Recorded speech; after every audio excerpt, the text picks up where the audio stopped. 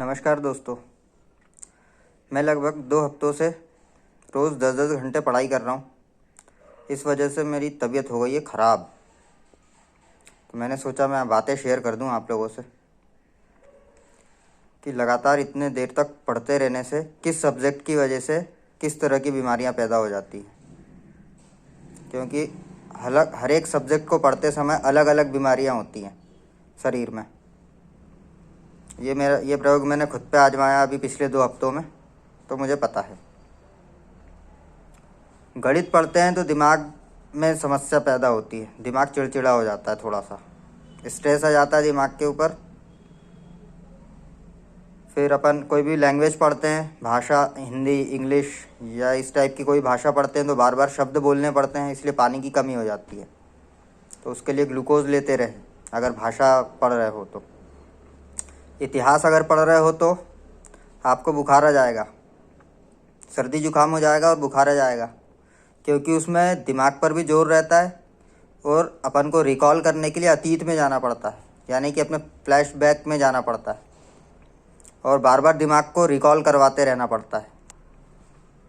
तो अपना दिमाग का हार्मोनल एक्टिविटी चलती है अचेतन मन से अवचेतन मन से लेकर के फोरहेड तक और फोरहेड से अचेतन मन तक रिटर्न। तो ये जो प्रक्रिया होते रहती है, इस वजह से आपको बुखार भी आएगा, सर्दी जुकाम भी होगी, गला भी लगेगा और सिर दर्द होगा इतिहास पढ़ोगे तो। इसके लिए आप ग्लूकोज लेते रहें। कोई भाषा पढ़ोगे तो आपको सर्दी जुकाम हो जाएगा, क्योंकि शब्द उच्चारण करने पड़ते हैं, गला बैठ जाएगा आपका।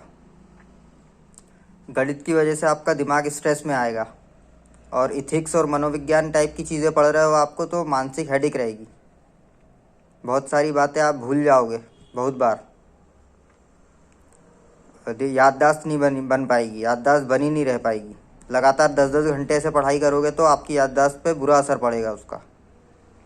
वो तमाम चीज़ें जो आपने अभी 2-3 दिन में याद किए, एंड टाइम पे भूल जाओगे आप, अगर स्वस्थ नहीं हो पाए तो। फिर दूसरी चीज़, आगे अगर आप चले जाते हो तो आपके बॉडी में आगे फॉर एग्ज़ाम्पल आगे के जितने भी सब्जेक्ट्स हैं, इथिक्स वगैरह है या रीजनिंग वगैरह है, इस टाइप की जो चीज़ें चले आते हो तो इसमें आपका ब्लड कम हो जाता है बॉडी में, क्योंकि वो जो शब्द आप पढ़ रहे हो उसका सीधा असर पड़ता है आपके ग्रंथियों पर। आँखों से आप देख रहे हो, दिमाग से आप प्रोसेस कर रहे हो, अपनी बात को बोल रहे हो तो सुन रहे हो कानों से। ये तमाम चीज़ें जब आपकी बॉडी करती है तो उसमें लगती है बॉडी की एनर्जी, और वो एनर्जी हो जाती है लॉस। लंबे समय तक 4 घंटे तक मन में याद करोगे, आप मुंह बंद करके पढ़ाई करोगे, रीडिंग करोगे, इंटरनल रीडिंग करोगे, तो उसकी वजह से हेडेक हो जाएगा आपको, और उस हेडेक की वजह से पेट खराब हो जाएगा और सुबह आपको बुखार चढ़ जाएगा। फिर आप बात कर करके पढ़ोगे उन्हीं सब चीज़ों को तो ब्लड कम हो जाएगा, पानी की कमी होगी, सिर चक्कर आएगा, चक्कर से आएंगे, नींद ज़्यादा आएगी, याददाश्त पर असर पड़ेगा। तो इन सब चीज़ों के लिए आप ग्लूकोज जैसी चीज़ें लेते रहें अगर पढ़ाई लंबे समय तक करते हो तो।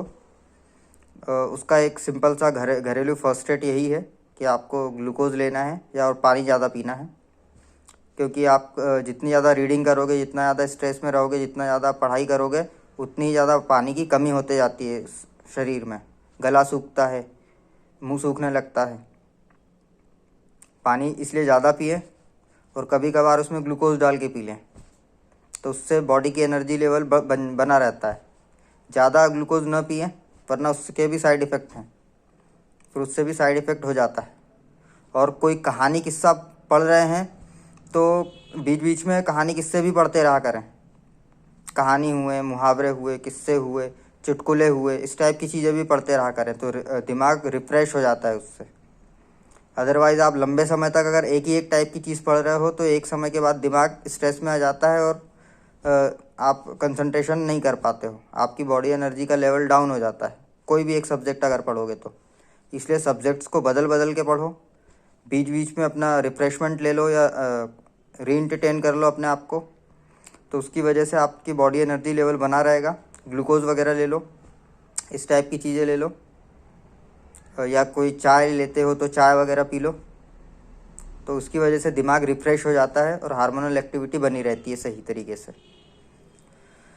तो और मौसम का असर तो है ही। फिर ठंड में अगर पढ़ाई कर रहे हो ज़्यादा तो अपने आप को सही कवर करके करो और बीमारियों से जितना हो सके उतना दूर रहो।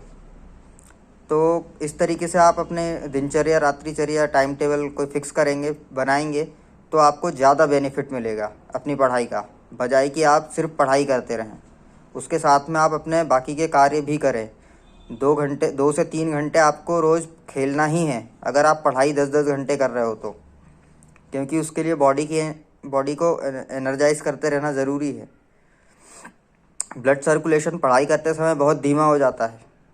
उसको वापस मेंटेन करने के लिए आपको प्लेग्राउंड में जाके दौड़ लगानी ही पड़ेगी, खेल कूद करना ही पड़ेगा, और कोई ऑप्शन नहीं है। जिम करते हो, जिम चले जाओ, इस टाइप की जगह पर चले जाओ, प्लेग्राउंड में जाके खेल लो, तो आपकी बॉडी एनर्जी लेवल बना रहेगा, ब्लड की कमी नहीं होगी।